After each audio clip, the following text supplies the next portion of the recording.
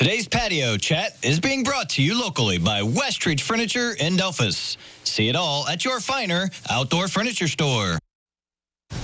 Welcome back, everyone. Lima Attorney Jerry Pitts is back with us today. We're wrapping up our segment talking about arming teachers. There were things we were concerned about. I actually talked to a couple of teachers along the way.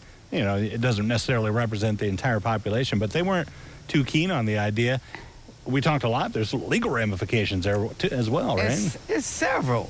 I just think they just, in their haste, they just threw that out there without much thought.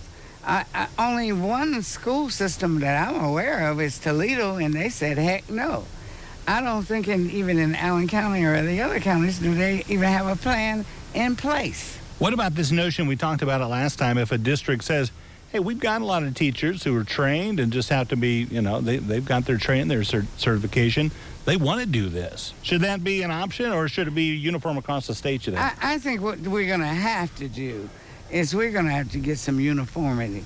We're talking about state by state, local government by local government. That doesn't make any sense. They're going to have to put that back on the drawing board and rethink it. Number one, there is not enough training that the teachers have, and 24 hours is definitely not enough. When we got trained officers who had to have over 400 hours, and they still have made mistakes in those times when it's necessary for some action. I think this whole thing needs to be rethought. Yeah. I am so worried about young kids anymore. I mean, the whole idea is to go to school and learn, and they're trying to figure out who has a gun, who does not have a gun, how do you get a gun into the school, and what is the motive for somebody who wants to walk into a school and shoot 16 kids or something. I mean, kids have it rough enough already without having to deal with this. I think we're going to have to just, what I'd like to say, go back to the drawing board. Yeah. I would prefer if the whole idea is that no one except peace officers should be able to carry a gun, period. We have, obviously, some districts have resource officers. Is that then where we bulk things up, more resource officers in the schools? What do you think there? Because if the teachers can't do it, somebody's got to. I understand that. Yeah. And I think we got to go to why. Why is it necessary for kids to go to school, for us to have someone there to protect them when they're trying to learn? I think we got to deal with these whys. And I think there's a lot of people who, even with permits, should not have any guns, because we have not really delved into the issue of mental wellness.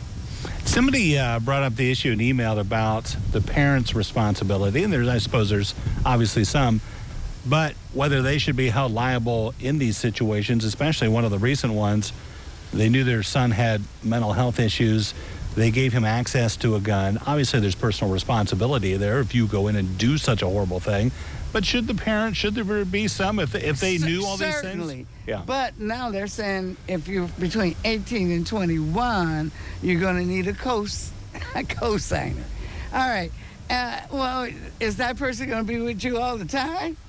I just say, frankly, we just need to really rethink about weapons, and why is it so necessary for people to be thinking about hurting each other? Yeah. The mental health aspect, you feel like more money should be put in there? We've got to really work more with that.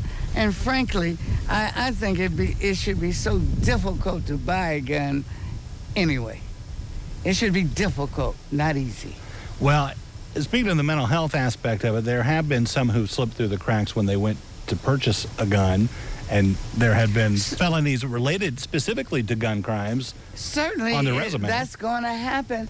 And even if they can't get them through the front door, they're going to get them through the back door. But the whole idea is, why are we not dealing with the issue as to why would someone want to, in any particular reason, take a life of someone else? I wonder, too, when we compare to other countries, not necessarily the number of guns or the aspect, but there aren't that many other industrialized nations that have the issues that we have, where people go in and shoot up schools or shoot up workplaces. Does that go back to that mental health? There's something wrong there, The right? question is, why are we so angry Yeah. that we need to take that route? I mean, this is not like a cartoon that you shoot somebody, they're gonna get up, Get back up. and the next day. No, this is permanent. So I'm hoping that not only do we really get some serious legislation as to possession of guns, but we also get some serious thought as to why we can't care for each other. Yeah, we'll see what happens. All right, Jerry, appreciate it. Good seeing Thanks you. for As always. having me. You bet. Don't go away. Medical news coming up next on Noon Edition.